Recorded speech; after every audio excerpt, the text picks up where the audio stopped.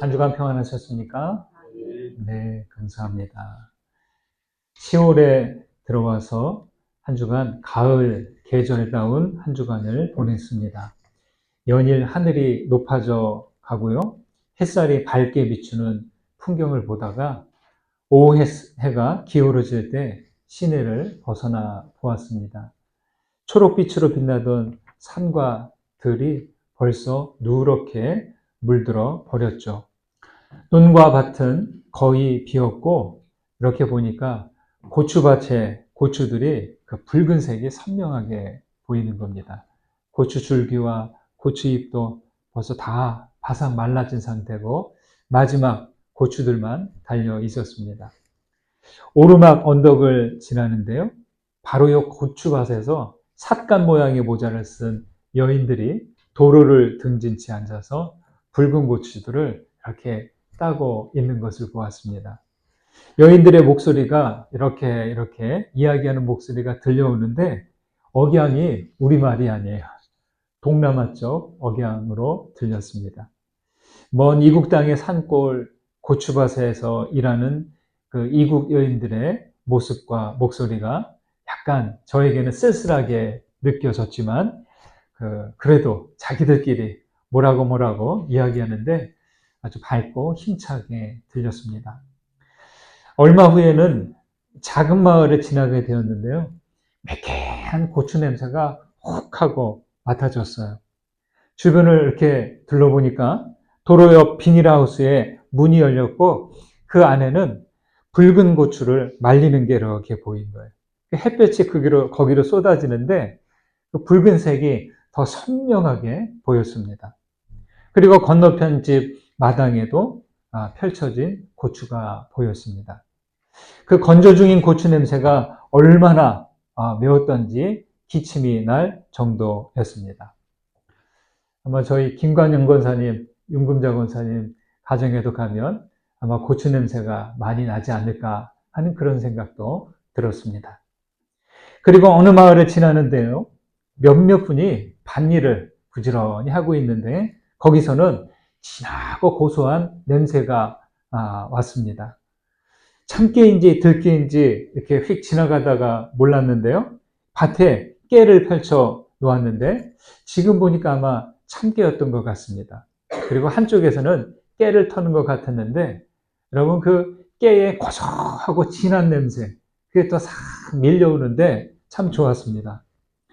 여러분 진하고 고소한 깨 냄새 맡아본 적 있으시나요? 깨를 이렇게 말릴 때 깨 냄새를 맡아서인지 갑자기 시장기가 생겼습니다. 예전에는 잘 몰랐는데요. 농가에서 고추 냄새와 깨 냄새를 직접 맡으니까 그 알 수 없는 진한 감동이 일어났습니다. 우리의 식탁 음식마다 들어가는 그 고춧가루와 깨가 아무렇게나 생겨난 게 아니라는 거예요. 모든 농작물이 그렇듯이 농부들의 수고가 있고 무엇보다도 땅에 심겨져서 뜨거운 태양빛을 받아서 붉은 고추가 되고 진한 깨가 되는 겁니다. 나무처럼 크게 자라지도 않는데도 그 매운맛을 내고 고소한 향을 그 안에 담게 되는 겁니다. 여러분 신기하지 않습니까? 사람이 아무것도 할 수 없어요. 그냥 땅에 심겨져서 자라서 달리는 그 열매들이 거기에 매운맛과 아주 진하고 고소한 향이 그 안에 들어간다는 거예요. 이렇게 생각하니까 고춧가루와 깨 없는 식탁을 생각할 수 없다 하는 그런 생각도 들었습니다. 그런데요, 이게 다가 아닙니다. 가을 따가운 햇살과 바람에 건조시킨 다음이 더 고통스러워요. 고추는 어떻게 활용합니까? 말린 다음에 빻아서 가루가 되어야 하고 깨는 볶아서 기름으로 짜내야 음식을 위한 식재료가 되는 겁니다. 열매와 씨앗이 되기도 힘든데 가루와 기름이 되어서 다른 생명을 살리고 있죠. 여러분, 모든 열매와 씨앗들이 그리고 농부들에게 저는 고마운 마음이 들었습니다. 식물들은 열매와 씨앗을 나눔으로 자기 종을 퍼뜨린다는 거예요.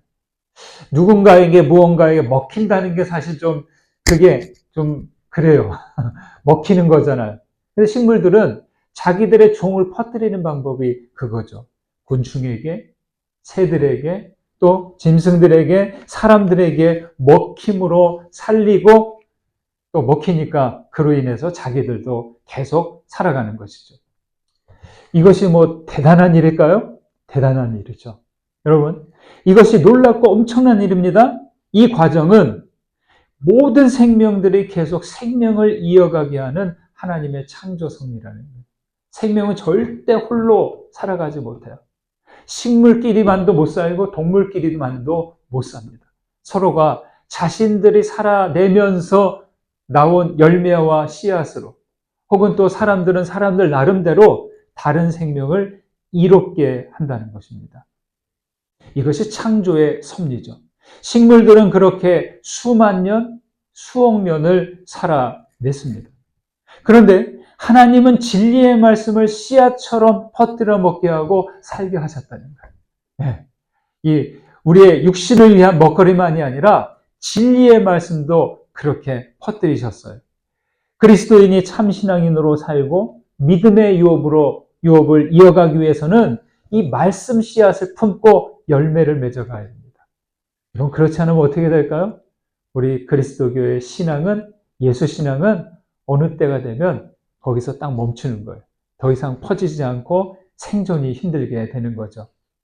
하나님의 말씀은, 하나님의 사람들은 말씀을 먹는 사람들이고 그 말씀 씨앗을 퍼뜨리는 사람들입니다. 여러분에게 진리의 말씀은, 진리의 말씀 씨앗은 어떻게 있습니까? 이 시간 진리의 말씀을 나누는 동안 우리 모두에게 은혜의 시간이 되시기를 간절히 소망합니다. 여러분, 여러분에게 말씀은 얼마나 중요합니까? 자기에게 물어보세요. 네. 하나님의 말씀이 나에게 얼마나 큰 의미를 주고 있는가? 이 부분을 생각해 보십시오. 신앙인들에게 진리의 말씀은 아무리 강조해도 지나치지 않다라고 할 수 있습니다. 히브리서는 우리에게 너무나 익숙한 말씀을 전하고 있습니다. 12절 말씀을 보실까요? 함께 읽습니다. 하나님의 말씀은 살아있고 활력이 있어 좌우의 날선 어떤 검보다도 예리하여 혼과 영과 및 관절과 골수를 찔러 쪼개기까지 하며 또 마음의 생각과 뜻을 판단하나니. 12절 이 부분만 떼어내서 읽지 않고 앞에 3장과 4장 이어서 읽어야 합니다. 함께 읽어야 됩니다. 3장, 4장은 하나님이 주시는 안식에 대한 이야기입니다. 그래서 11절에서는 우리가 저 안식에 들어가기를 힘쓸지니라고 합니다. 우리는 이스라엘의 율법에서 이 안식일법이 얼마나 중요한지 알고 있습니다. 예수님께서 바리새인과 계속 3년 내내 공생애 활동을 하시면서 3년 내내 꼬투리 잡히고 다투신 내용이 이 안식일 문제예요. 안식일은 하나님께서 창조를 마무리하시면서 정하신 날입니다.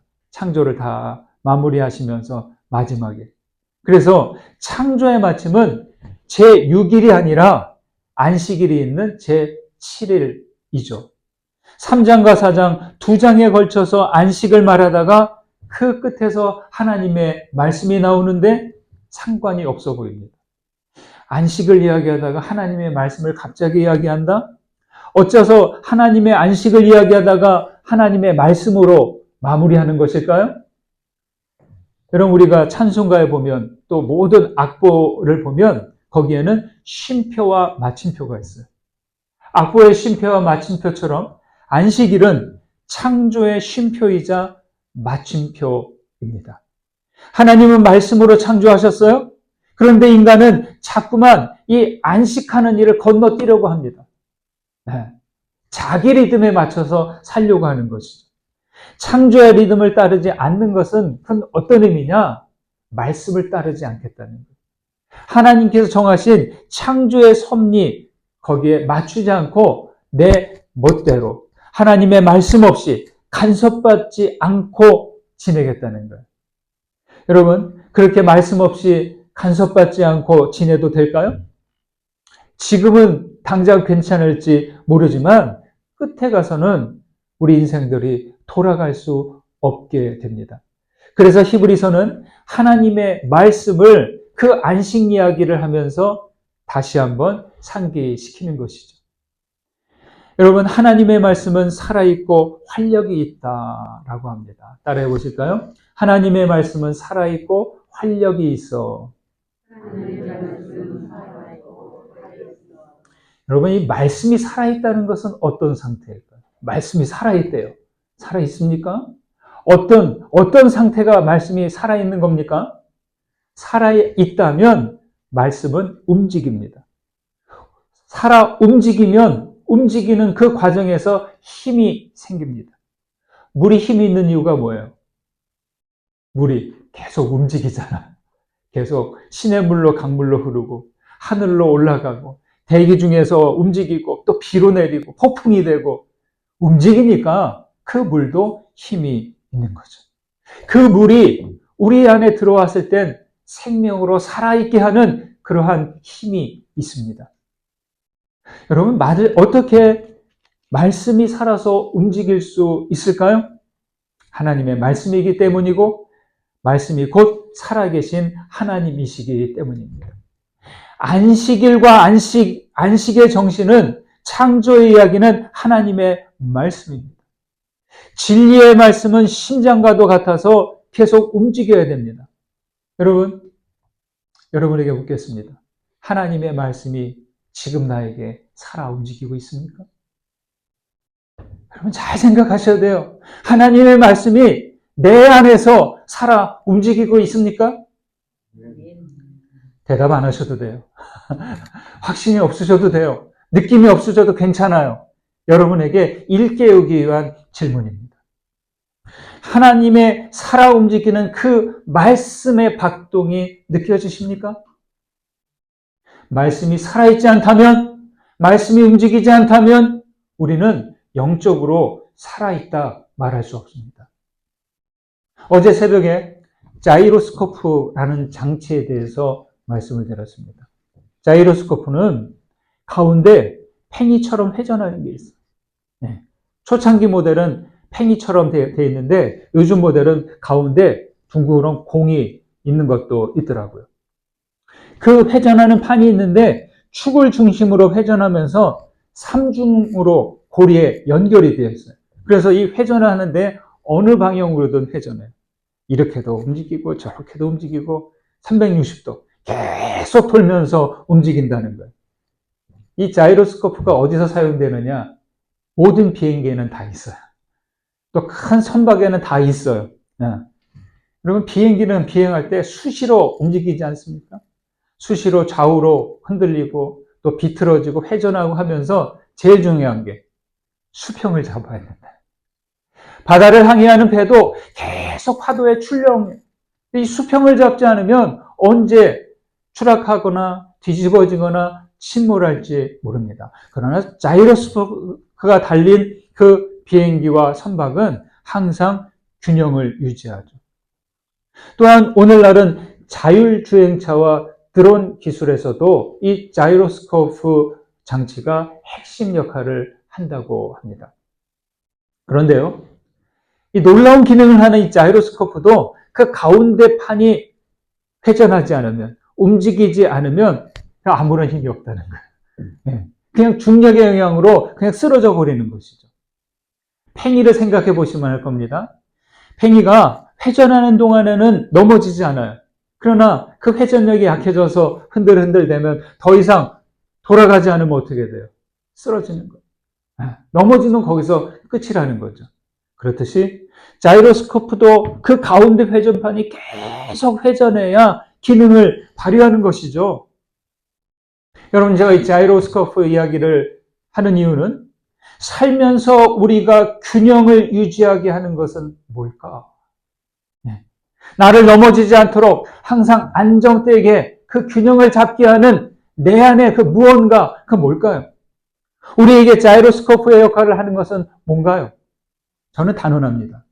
진리의 말씀처럼 우리 삶의 균형을 유지하게 하는 것은 없다. 이렇게 말이죠. 우리가 인생을 살아가면서 흔들릴 수 있어요. 쓰러질 수 있어요. 넘어질 수 있어요. 그러나 다시 일어서게 하고 균형을 잡게 하는 것은 바로 하나님의 말씀입니다. 단, 내 안에 있는 말씀이 살아 움직여야 합니다. 말씀을 읽고 생각하고 깨닫고 따라갈 때 그 말씀의 영이 내 안에서 움직일 때 힘이 있는 거예요. 진리의 말씀이 심장처럼 내 안에서 박동할 때 내가 영으로 살아있는 것이죠. 그렇다면 우리 안에 말씀을 살아있게 하는 이는 누구일까요? 여러분, 말씀은 자동장치가 아니라는 거예요. 성령께서 움직이게 하십니다. 하나님의 현존과 성령의 임재 속에서 내 안에 있는 말씀이 살아 움직입니다. 그래서 여러분, 우리가 중심을 열고 하나님을 맞아들이고 예수를 믿고 성령의 임재 가운데 하나님의 현존 가운데 있으려고 애쓰는 이유가 여기에 있습니다. 하나님의 영이 계시지 않으면 우리 안에 있는 말씀은 움직이지 않습니다. 구상시인의 말씀의 실상이란 시입니다. 작년에 앞부분만 일부만 소개해드렸는데 전부 읽어드릴게요. 영혼의 눈에 띄었던 무명의 백태가 벗겨지며 나를 에워싼 만유일체가 말씀임을 깨닫습니다.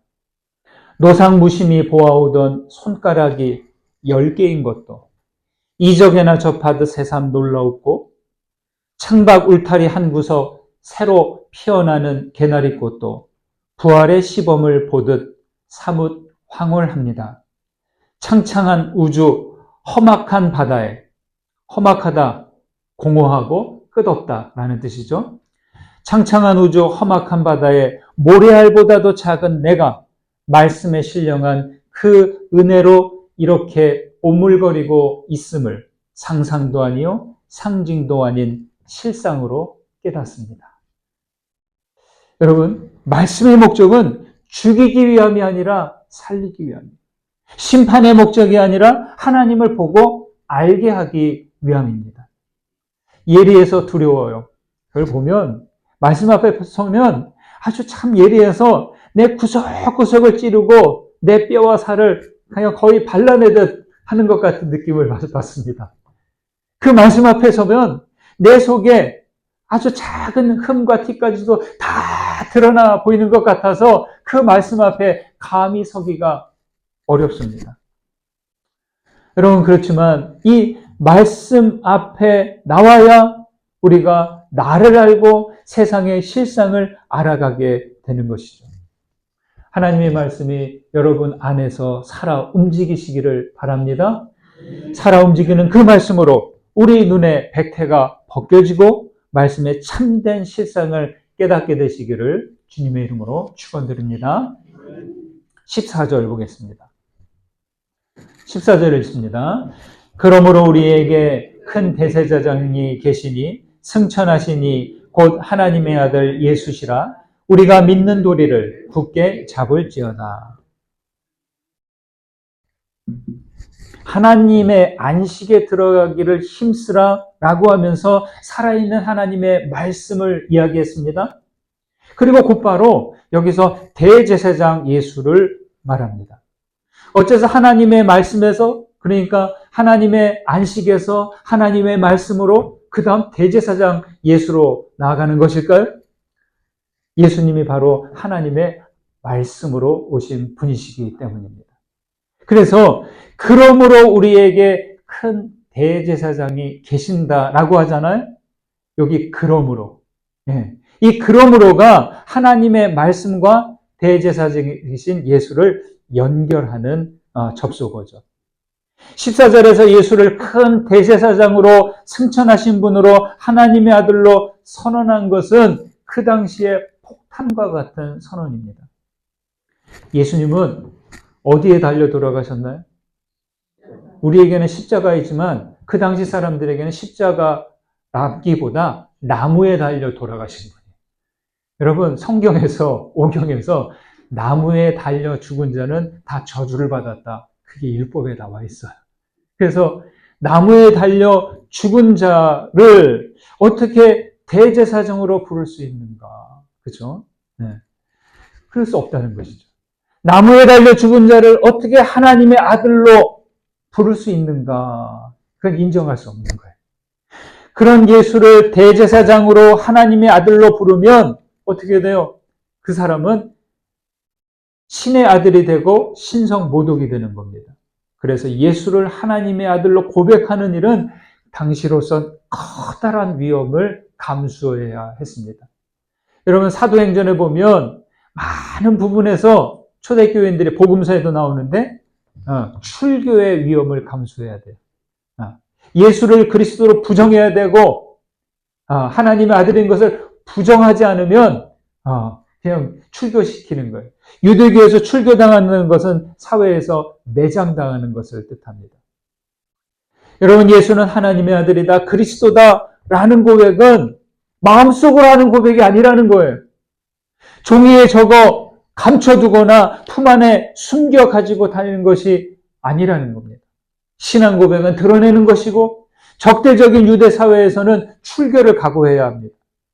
또 로마의 가이사가 통치하는 이방 사회에서는 가이사가 신의 아들이에요. 주님이고 구원자 있는데 가이사가 아닌 다른 이를 하나님의 아들이라고 하는 것은 그거는 반역자를 자칭하는 거예요. 언제 잡혀가서 투옥되고 모진 고문을 당할지 모르는 거예요. 그것은 로마의 통치를 거부하고 당시의 사람들과 다르게 살겠다는 엄청난 용기를 요구합니다. 여러분, 여러분에게 예수님이 하나님의 아들이라는 고백은 어떤 의미입니까? 성경에서 말하고 모두가 하나님의 아들이라고 하니까 그런 줄로 아는 것일까요?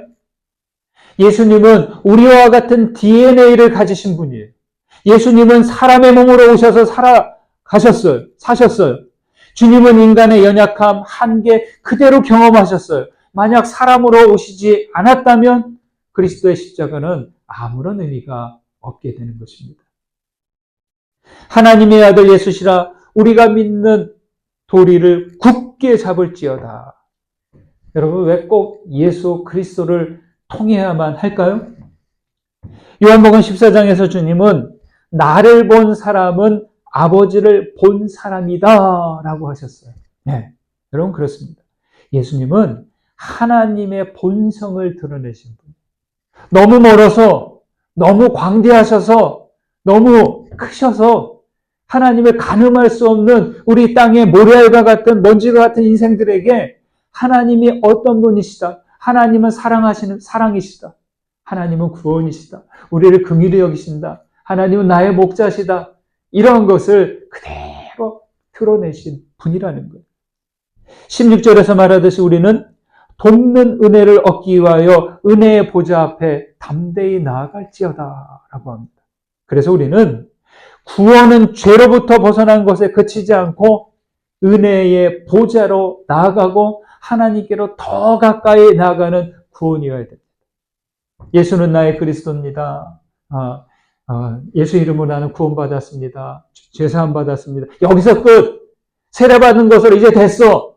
이게 아니라는 거예요. 우리는 끊임없이 그 은혜의 보좌로 나아가야 되는 거예요. 아멘? 예. 여러분, 흔들리는 버스에서 서서 갈 때는 어떻게 해야 돼요? 흔들리는 버스 좀 타보셨나요? 아무것도 안 잡으면 안 되죠. 손잡이를 꼭 잡으셔야 돼요. 그래서 갑자기 출발하거나 갑자기 정지할 때 아니면 울퉁불퉁 흔들리는 그런 장소를 갈 때 넘어지지 않도록 손잡이를 꼭 붙들어야 됩니다. 그것처럼 흔들리는 세상을 살고자 한다면 예수 그리스도라는 구원의 손잡이를 붙잡으셔야 됩니다. 예. 구원의 도리신 예수를 굳게 잡으러 갑니다. 여러분, 예수를 믿는다고 하는 것은 예수님과 내가 손을 잡는 거예요. 그렇지 않으면 타락한 인생은 악과 비참 속에 있을 수밖에 없어요. 하지만 예수 그리스도와 함께 있으면 인간은 악과 비참에서 벗어나게 되는 것이죠. 예수님은 내가 곧 길이요 진리요 생명이다. 나로 말미암지 않고는 하나님께로 올 자가 없다라고 하셨습니다. 신학자 존 쉘비 스퐁은 이 말씀에 자기 신앙을 덧붙여서 이렇게 고백합니다.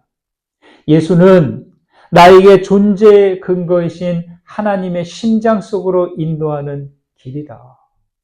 예수는 나에게 신학적 및 인간적 성실성을 지니고 나의 삶을 살 수 있게 하는 진리다. 예수는 나에게 인생의 의미가 무엇인지 알게 하신 생명이다. 그래서 나는 예수를 주님이라 부르며 그리스도라 부르며 내게 하나님을 보여주신 분이라고 주장한다. 여러분, 신학자의 신앙 고백이 이토록 진솔하고 깊습니다. 그냥 예수님이 자칭 나는 길이요 진리요 생명이다. 오려면 오고 말려면 막 이런 수준이 아니라는 거예요. 이 길을 안 가면 하나님의 심장으로 나아가지 못하는 거예요. 이 진리를 붙들지 않으면 우리의 삶을 온전히 살아낼 수 없다는 얘기예요. 생명이신 주님을 따르지 않으면 우리가 인생의 참된 의미를 알 수 없게 된다. 그런 말이죠. 사랑하는 여러분, 하나님의 말씀이신 예수 그리스도께서 여러분 안에 살아 계십니까? 하나님의 말씀이 여러분 안에, 내 안에서 심장처럼 뛰는 것을 매일 매 순간 느끼면서 살아가셔야 됩니다. 길이신 예수와 함께 하나님의 심장 속으로 나아가십시오. 진리이신 예수와 함께 여러분에게 주어진 삶을 성실하게 살아가십시오. 그리고 생명이신 그리스도 안에서 참된 인생의 의미를 깨닫고 은혜의 보좌 앞에 담대히 나아가시기를 주님의 이름으로 축원드립니다. 받은 은혜 생각하시면서 거듭의 기도 드리십니다. 울림이 되고 깨달아진 말씀을 붙잡으시고 기도를 올려드립니다. 함께 기도합니다.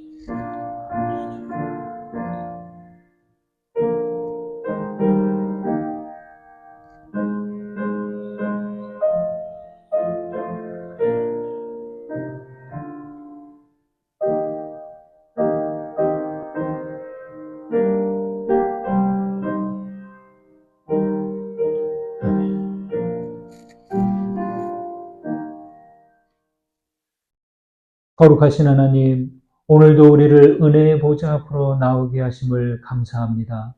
주여, 허락하신 진리의 말씀이 우리 안에서 살아 역사하시기를 원하나이다. 우리 눈의 백태를 벗겨주시고 신령한 은혜로 말씀의 실상을 깨닫게 하옵소서. 주여, 하나님의 아들 예수 그리스도를 믿는 도리를 굳게 잡게 하여 주옵소서. 그리스도로 말미암아 은혜의 보좌로 나아가 아버지를 보게 하여 주옵소서. 또한 길과 진리와 생명이신 예수와 함께 신실한 삶을 살아가며 생명으로 나아가는 우리가 되게 하여 주옵소서. 예수 그리스도의 이름으로 기도드립니다. 아멘.